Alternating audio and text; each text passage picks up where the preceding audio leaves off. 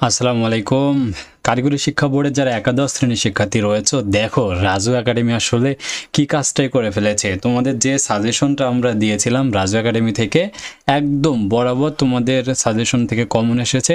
তার পুরো রিভিউ ভিডিওটা আজকে আমরা রাজু একাডেমি থেকে তোমাদেরকে দিয়ে দিচ্ছি। আমাদের যে সাজেশনটা ছিল তোমরা দেখেছো, এমন আমরা সাজেশন বিভিন্ন ফেসবুক গ্রুপের মাধ্যমে তোমরা দেখেছো। তোমাদেরকে শুরুতে আগে রিটেন পার্টটা আমি দেখাবো, ঠিক আছে?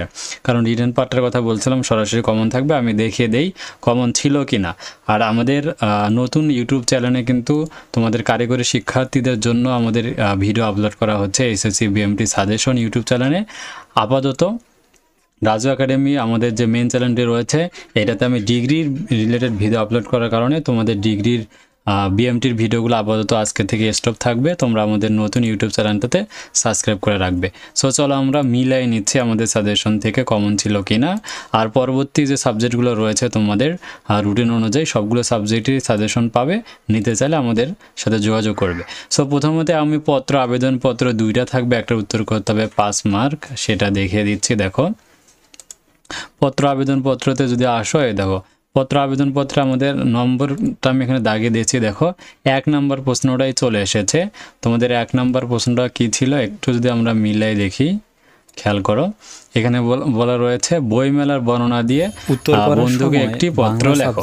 সো এখানে দেখো বইমেলাকে বর্ণনা দিয়ে একটা পত্র আমি দিচ্ছি শুরুতেই। এটা আমাদের দেখো এই যে 1 নম্বর প্রশ্নটাই, একটি বইমেলার অভিমত জানিয়ে বন্ধু নিকট একটি পত্র লেখো, যেটা 18 সালের 1 নম্বর প্রশ্ন, যেটা আমি বলেছিলাম পরীক্ষায় আসবে, যেটা আমাদের সাজেশন থেকে কিন্তু একদম কমন চলে এসেছে, যেটা কখনোই তোমরা চিন্তা করো নাই, ঠিক আছে? রাজু একাডেমি থেকে কমন চলে এসেছে। এরপর এখানে আরেকটা যে তোমাদের আবেদনপত্র ছিল, এটা 14 নম্বর প্রশ্ন হিসাবে এসেছিল। আমি 14 নম্বর প্রশ্নটা দেখাচ্ছি। যদিও আমাদের সংবাদপত্র প্রকাশনের জন্য বর্ণাঢ্যদের সাহায্যের জন্য একটা পত্রিকায় পত্র লিখতে হবে, সেইটা কিন্তু চলে এসেছে। দেখো এটা আমাদের সাজেশনে 14 নম্বর, উত্তরপত্রে 14 নম্বর ছিল, কিন্তু সাজেশনে নাম্বার দেয়া ছিল না। এরপরে ভাব সম্প্রসারণ যে দুইটা ছিল 3 এবং 7 কমন চলে এসেছে। দেখো তোমাদের পরিশ্রম সৌভাগ্যের প্রশ্রুতি যে রয়েছে, এখানে খেয়াল করো যে এই দুইটা আমাদের কমন ছিল। আমরা সাজেশনের নম্বরগুলো এখানে উল্লেখ করে দিচ্ছি কত, দেখো 3 এবং 7 নাম্বার। সো এখান থেকে আমরা ভাব সম্প্রসারে গিয়ে দেখো এই যে 7 নম্বরটা পরিশ্রম সৌভাগ্যের প্রস্তুতি, এটা 15 সালের প্রশ্ন হিসাবে কমন এসেছিল। আর 3 নম্বর প্রশ্নটাও দেখে নাও, যে দুর্নীতি জাতীয় জীবন অভিশাপ অথবা দুর্নীতি জাতির সকল উন্নতির অন্তরায়, এটা হচ্ছে 17 সালের প্রশ্ন এবং 11 সালের প্রশ্ন। দেখো একদম রিটেন পার্টটা আমরা যা দিয়েছি সরাসরি কিন্তু তাই কমন চলে এসেছে। এখানে রিটেনের পুরো অংশটাই কিন্তু কমন। আচ্ছা, এরপর আসি তোমাদের যে ব্যাকরণ অংশ ছিল, আমরা বাংলা শব্দ গঠন, বাক্যতত্ত্ব, পারিভাষিক শব্দ, এগুলো কিন্তু আগেই আমরা বলেছিলাম, ঠিক আছে? এই যে দেখো ব্যাকরণ অংশে যে 5টা প্রশ্নের উত্তর দিতে হবে, এগুলো থেকে আমাদের কিন্তু সরাসরি কমন এসেছে, ঠিক আছে? যা দিয়েছি তাই কমন চলে এসেছে, যাই আর বাইরে কোনো প্রশ্ন হয়নি।